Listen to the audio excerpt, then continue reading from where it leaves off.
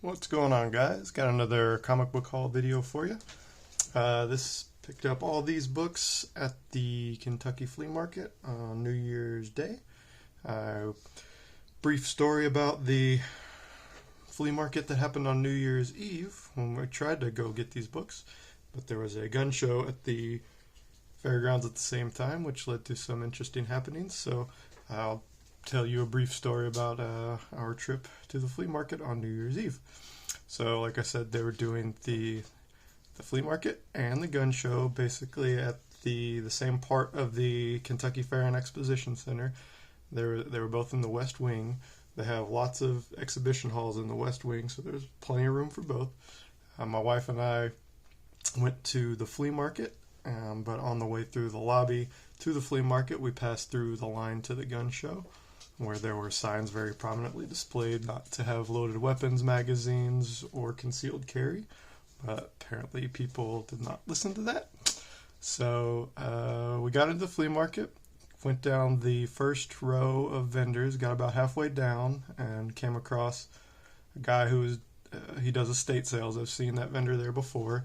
He had just maybe 8 or 9 tables, and a ton of bins full of basically junk from somebody's house.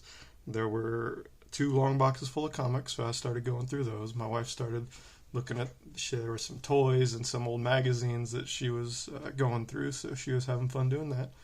So about 15 minutes in to that first booth, I had pulled out a stack of maybe about 10 comics, some X-Men stuff, and just some weird indie books. And then as I'm continuing to dig through the books, my wife just starts grabbing my arm and says, "We gotta go, we gotta go, we gotta go." And I was very confused, so I looked up at where we had come from, and there was not quite a stampede of people coming towards us, but a lot of people coming at us. Some of them were running, some of them were walking very quickly, but obviously something was going on. So we took off in the way that they were going, to not get crushed by them and to get away from something bad that had happened. We did not hear the gunshots, but apparently 2 gentlemen in the line for the gun show got into a bit of a tiff, and 5 or 6 shots were fired. One of the guys was hit, and a bystander, a juvenile, was hit. It was grazed by a bullet. Nobody was killed. They both went to the hospital. With some, I think the kid that got grazed, they said minor injuries. But it was an interesting experience for New Year's. We made it safely out of the flea market, past the exit outside. Like I said, we didn't hear the gunshots or anything, but as soon as we got outside, we saw and heard the police cars, the EMTs. They all came pretty quick and put up the caution tape around the entrance that we had come in through, 35, 40 minutes earlier. So that was pretty interesting. And they shut down the gun show for the rest of the weekend, and the flea market for that day. But the flea market opened back up the day after, and I went back because I'm crazy. So my wife did not accompany me because she said that I was not going fast enough away from the gunshots that we didn't hear, but the people were coming towards us. So she had no interest in going back, and I can't blame her. But I went back because one thing, I wanted to grab those comics, and I thought they'd be a nice little memento of kind of a crazy experience. So I did have the books in my hand when we walked away from the booth, but I set them down because obviously I didn't have time to pay for them or didn't know how much they were. So thought better of it, just put them down and fled the scene of the shooting, so as to remain safe. But the next day I went back, and sure enough, the stack, he'd put the stack back in one of the boxes, but I found 5 of the books. They were still all together. All the X-Men stuff had been pulled out, but there was 5 books remaining, and it wasn't anything good or anything expensive. It was all dollar books, what I consider. There was a Meridian #1, that cross-gen title. I wanted to get that because it was the first Josh Middleton work, and then there was just some weird independent stuff. So there was 5 books. I pulled those out, handed them to the guy. He counted them out. So 1, 2, 3, 4, 5. That'll be $40. I said, I'll give you 5. And he laughed at me and said, boy, you El Cheapo. These books are worth more than $1 a piece. What's wrong with you? This is the flea market, not the free market. Get out of here. And I had to leave the booth because he didn't want to haggle. He seemed very insulted that I offered him $1 a book, and I just went to another vendor. So unfortunately, I did not get my mementos from this New Year's Eve experience, but I found 40 other dollar books, and these were actually $1. So from one other vendor that I found. So anyway, that's my New Year's Eve comic book flea market story, and so now we'll just start going through the books. So first we got here Ninja Turtles number 38 of the current IDW run.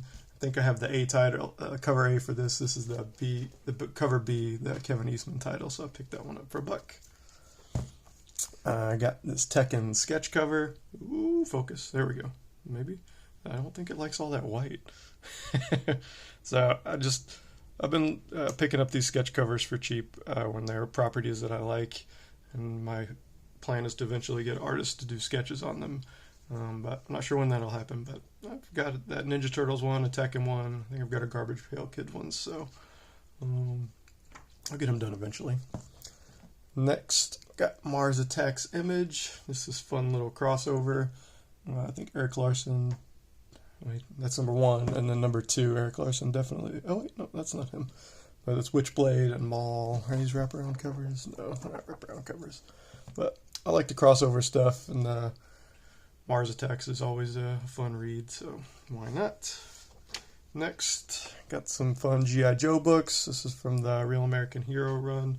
Got number 42, just a cool Storm Shadow cover, and number 57, cool Destro cover with Flint and Lady J there. I think I'm just going to try to put as much of this G.I. Joe run together as I can, finding them in the dollar boxes and stuff. You can find a lot of them in there sometimes, but they're pretty beat up, so I'll be a little more discriminating when it comes to condition, just because G.I. Joe is one of my favorite cartoons when I was a kid, so I was very nostalgic about that. And then speaking of favorite cartoons as a kid, got some Optimus Prime books. This is issue 1. I think I showed some of the incentive variants that I picked up from Comic Book World a couple weeks ago in my last video, so I guess I'll probably just try to put this run together. I don't think any of these go for anything, and you can seem to find them in the cheap bins. So I got number 1, got number 2. So this says subcover A down there, which implies there's a subcover B. So I don't know how many covers they did for these early issues, but apparently at least 3. So it's kind of a cool, like, propaganda-looking poster. So that was fun. Then got number 4. This is subcover B. That's a cool jazz cover playing a giant bass. So I like that. Then I got number 5. This is the incentive, the 1 in 10 incentive. So I was happy to find that. And it looks like a wraparound, or at least a connecting cover. There's nothing on the back. And I was looking online to try to find the covers for the following issues to see if it is a connecting cover, but I couldn't find any, so I'm not sure if they'd planned to do connecting covers or if they did and I was just looking in the wrong places. But this is the cool Prime cover. Got number 6. This is just subcover B, just cool Sharkticons. So I was happy to find those. And then the biggest chunk of books that I found were Silver Surfer. So I've got a nice chunk of my Volume 3 Silver Surfer run. There's this mid-issues, I guess. I pretty much got all of 1 through 25, and then I'm filling out, maybe I've got like 5 or 6 between 25 and 50, so I'm going to start working on the latter half of the run. So took a big bite out of that with these. So 61, 65, these are all Ron Lim covers. I think he did the pencils on the interior. No, not on this one at least. Ron Mars wrote all of these though, so that's good. Maybe Ron Lim just did the covers. Has a cool Galactus and Doctor Strange cover. 67, 68. We've got Wait till you see Coon. He looks like a Voltron line back there. So it's 69, nice. Looks like Coon has transformed from his Voltron line into kind of a, I don't know, well, not crying because he doesn't have the brain in the stomach, but I don't know. Doesn't looks like an 80s toy though, that's for sure. 73, got some Harold goodness on there. Can't remember. Frankie Ray, is that her name? I can't remember. 76, cool Jack of Hearts cover. 77, another cool Jack of Hearts cover with Nebula down in there. 79, Captain Atlas. I guess that he kind of looks like he's got his old Captain Marvel costume on. I thought that was Gamora putting Silver Surfer there and the full Nelson back there, but apparently that is Dr. Minerva. So what kind of doctor there she is? 80, Morg versus Terrax. Surfer looking pretty badass down there with the axe. 83, just a cool Fire Lord cover. 84, this is, let's see, Infinity Crusade, I think, was 92 or 93, so this was right in the steroid era for baseball. Well, I guess when the steroid era, yeah, 96 was, I guess, the peak steroid, but they were probably doing steroids back then, too, so. Canseco was at least, maybe not McGuire. Well, yeah, McGuire probably was, too. He was still playing for the A's, so they were all jacked up, but that's where inspiration obviously comes from, in my opinion. 85, cool X-Men cover with Storm and Wonder Man. That, it is Ron Lim. I don't know if I've ever seen him draw. I don't know if he did a run on the X-Men or not, but his Wonder Man looks kind of goofy. 92, Ron Lim still doing work. That's 1994, and this is not Ron Lim, and this is when the numbers were down there in the box. So that's issue 106. This is when the trade dress, the main trade dress is still the one I like, but I don't know what's going on.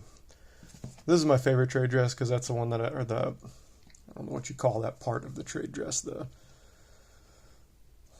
box, I don't know. That's the one I like just because that's what I grew up with, so I don't like that too much, but, you know, Silver Surfer goodness. 106, and then this is 115. This is kind of a fun cover. Reminded me of that scene in Empire where 3PO gets disassembled and he's getting carried around on Chewbacca's back. That even kind of looks like Jabba there. That looks like a weird, like, Fraggle Rock lady or something. I don't know. So that was the last of the Silver Surfer stuff. Picked up a couple What If books. I always like finding these.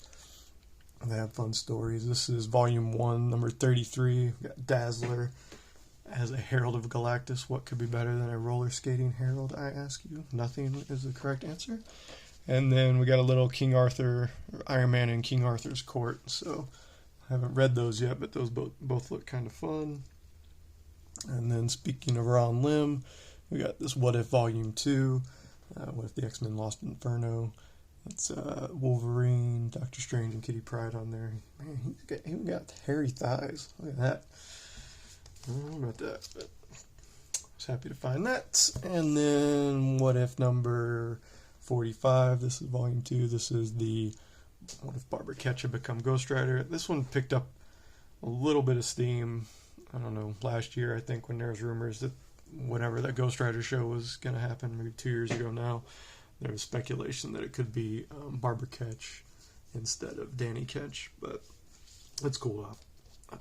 Well, since then. Picked up a cool Quasar cover. It's number 14. Grabbed this one because it's newsstand and it's a Todd McFarlane cover.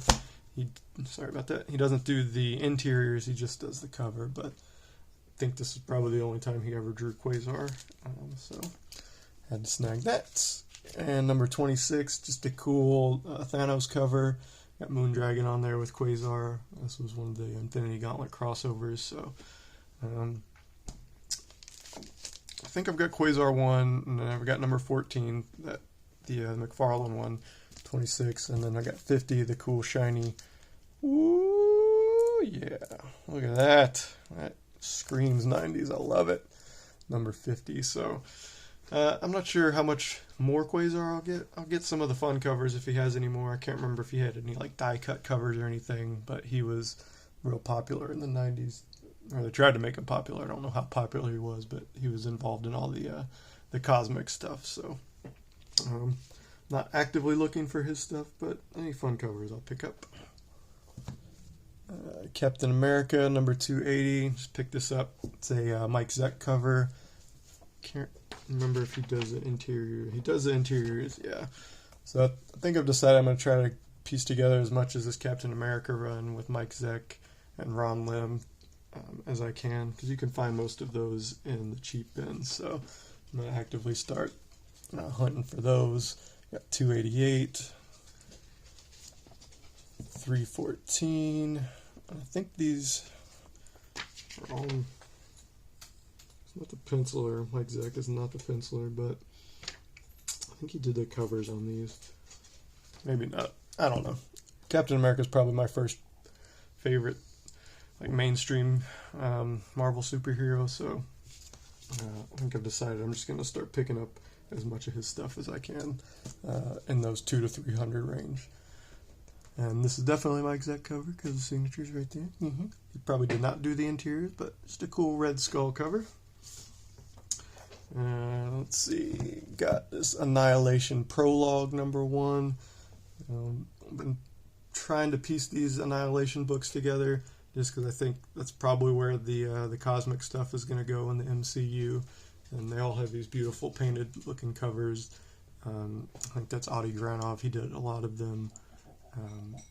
So I read the Guardians of the Galaxy run that Donny Cates wrote. I think that was post Annihilation. It was alright. It wasn't great, but I need to get the Annihilation proper event series knocked out. So I love the cosmic stuff, and that was a big cosmic event here within the last 10, 15 years or whatever. Picked up this DV8 1/2. That was me pulling the COA out of there, or pulling it out of the bag at the COA. So I'm trying to piece all the number 1 issues for this because they all have the different covers for the 7 Deadly Sins. I'm about halfway there. About, I don't know if Warren Ellis wrote this. Yeah, he did. Okay. I know he wrote the first little run on DV8. So once I've put together all the issue 1s, I might try to just collect however many that he wrote, because he's one of my favorite writers. So I was happy to find this. I'd never seen this before, so it's pretty cool.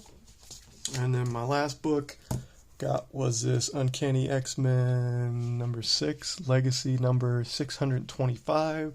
This is the Conan Versus variant. Just a cool J. Scott Campbell cover. Got Savage Land Rogue and Savage Land Storm, Wolverine over there looking. He's got like shark, I guess those are probably dinosaur teeth necklaces, I don't know. But just a cool Campbell cover.